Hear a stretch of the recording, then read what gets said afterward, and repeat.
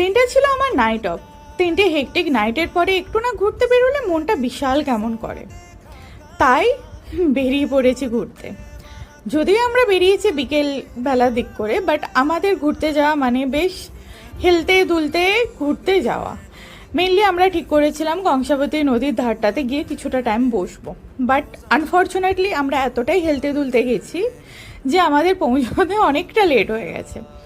তারপর রাস্তায় দেখা ওর দুটো পুরনো স্কুল ফ্রেন্ডদের সাথে। 4 জনে মিলে ঠিক করলাম চলো আজ কাছে পিঠে একটা রেস্টুরেন্টে যাওয়া যাক। এখানে আমাদের ফার্স্ট টাইম আসা। এটা হচ্ছে খেয়া রেস্তোরাঁ, নেপুরাতেই অবস্থিত, মানে ফার্স্ট নিউ হয়েছে।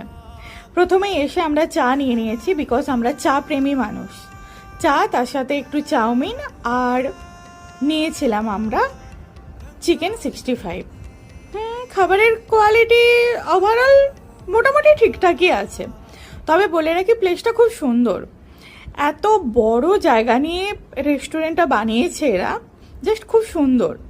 তবে হ্যাঁ, জানি না আমাদের কপাল খারাপ কিনা, বিকজ কিছু কিছু জায়গায় দেখলাম লাইট অফ রয়েছে, হয় ওখানে লাইট খারাপ হয়ে গেছে, আর না হলে কিছু একটা হয়েছে। যাই হোক, যেহেতু গরম ছিল লাস্টে একটু কোল্ড ড্রিঙ্কস নিলাম, কোল্ড ড্রিঙ্কস খেয়ে বেশ কিছুটা টাইম কাটালাম।